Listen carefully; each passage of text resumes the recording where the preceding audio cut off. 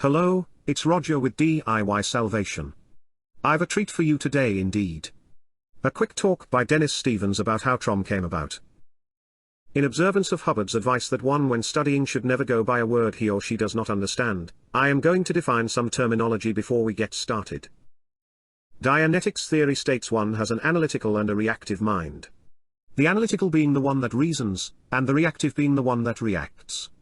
It acts below the person's awareness, on an automaticity. The reactive mind stores recordings called engrams, moments of trauma when one is in pain or unconscious. The reactive mind is sometimes called the reactive bank or simply the bank. Now let's suppose a man with a baseball cap hits you on the head with a bat some day.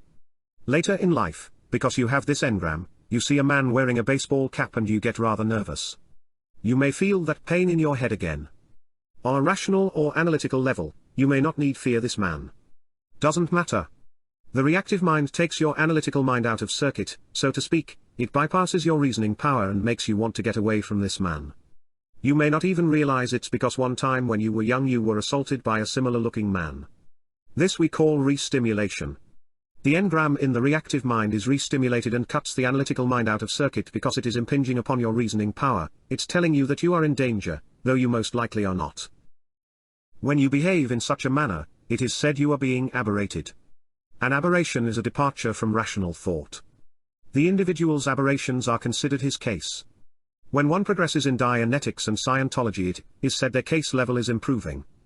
They are making case gain, so to speak. When all engrams are removed from the reactive mind and are now totally viewable by the person as memories instead of compulsions, repressions, pain, upset, and whatnot, it is said that the person is a clear. When one is engaged in Dianetic therapy, he is said to be a pre-clear, because he is not yet clear. In Dianetics, the practitioner, called an auditor gets you to confront these engrams in your reactive mind so they no longer have power over you. Because of the reactive mind's power over the individual, Hubbard believed it was necessary that someone else step in to assist in removing these engrams from the pre-clear, else the reactive mind overwhelm one if they tried doing it themselves. Dennis considered life to be a game.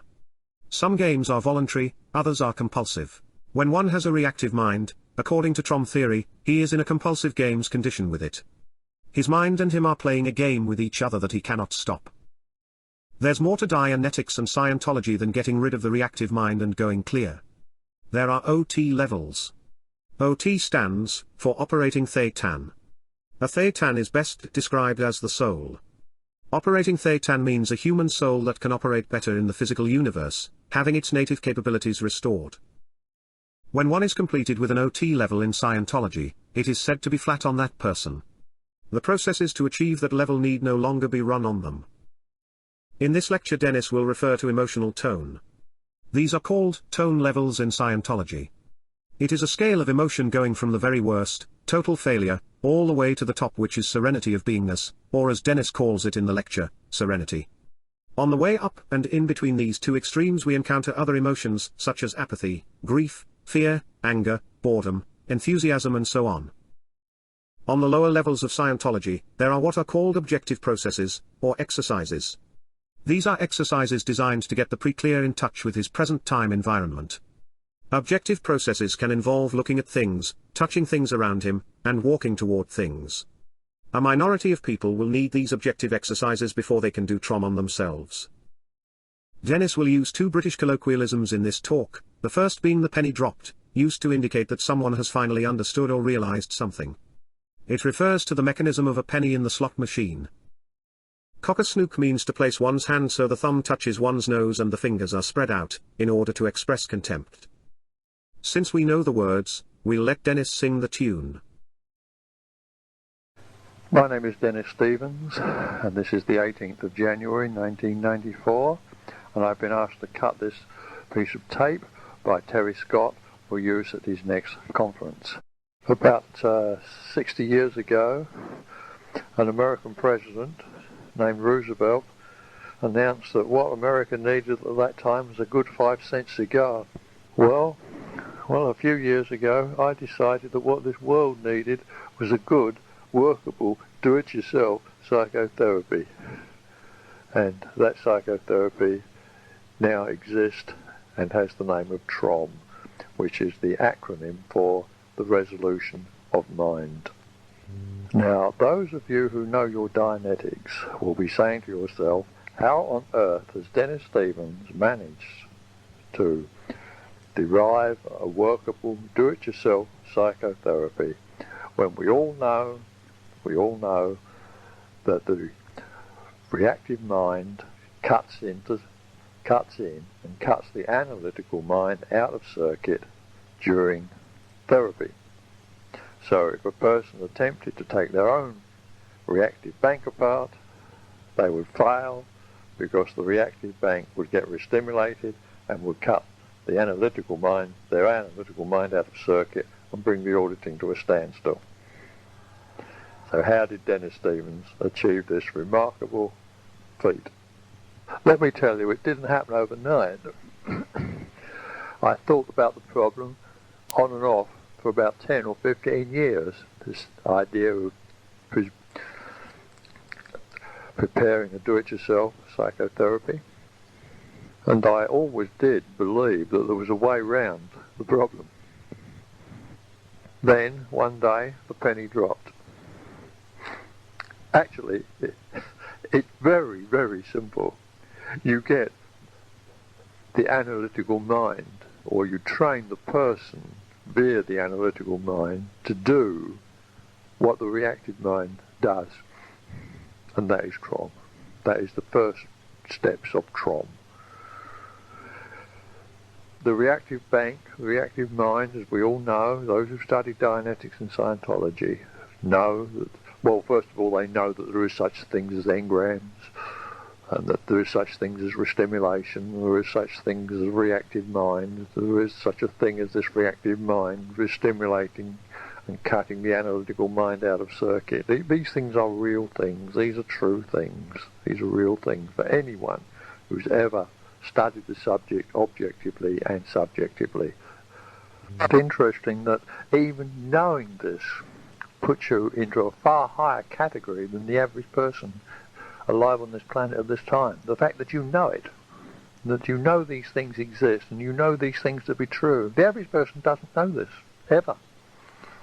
And there's a vast conspiracy afoot to make sure that he never finds out too. But that's another story.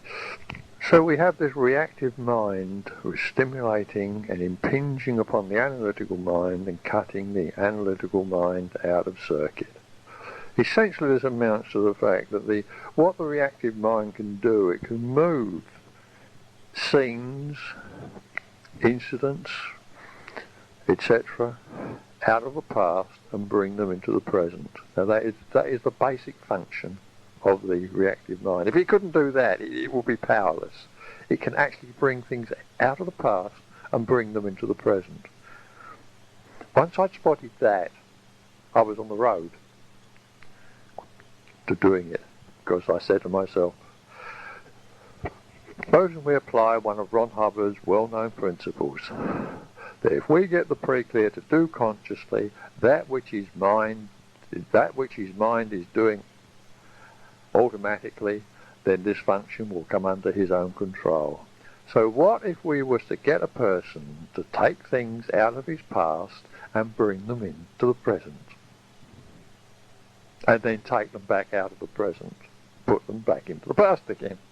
And we was to put this as an exercise, and we was to formalise this as an exercise.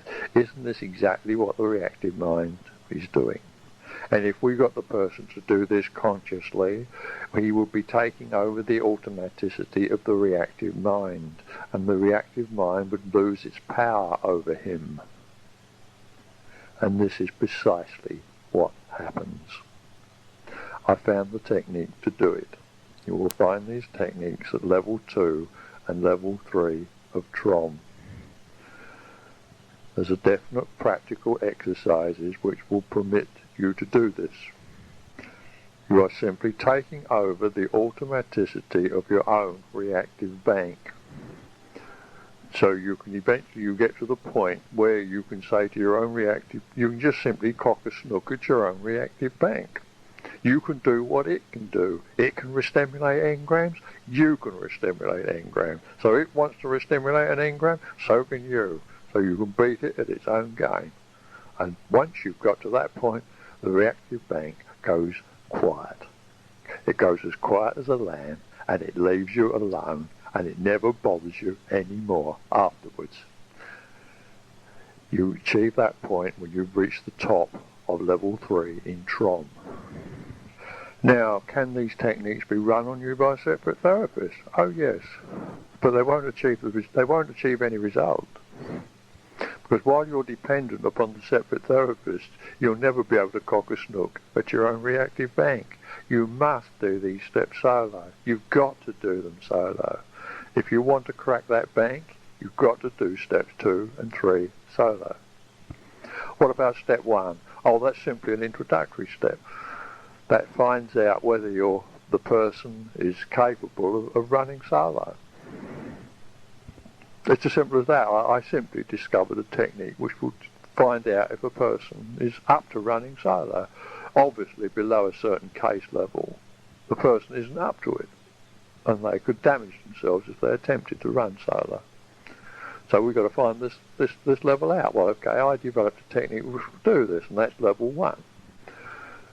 If the person is below, if they do level 1, level 1 indicates that they're not up to running solo, okay, they do a very well-known set of Scientology objective exercises, and when they flatten those objective exercises, they can then go back and do level 1, and they will find that they will now pass level 1, and they're ready to run solo, and they can then go on and complete the job solo.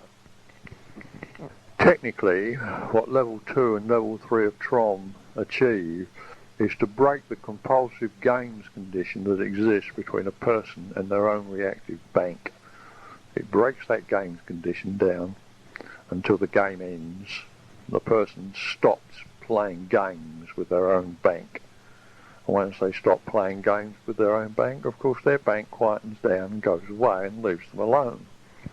Okay, so we have this person who's reached the top of level 3. Well, where do they go from here? Well, they go into level 4 and level 5, which is a general procedure for handling games across the whole of life. They simply go in and take this whole subject of games apart. This is why I call TROM. It's called a games manual. It is a games manual. My God, you learn about games in TROM. You learn all there is to know about games in TROM. You learn so much about games in TROM that you give them up after a while and stop playing them. You realise the sheer futility of them. But before you can do that, you've got to go through level 5. You've got to go through the subject of purposes, goals in conflict, and get this whole subject of games resolved. That is level 5. It's much longer to do this than levels 2 and 3. Level 2 and 3 happen rather quickly. You can get to the top of level 2 and level 3. For many people, they would simply stop there. But the results are enormously good, but at that stage, they might not want to go on to levels 4 and 5.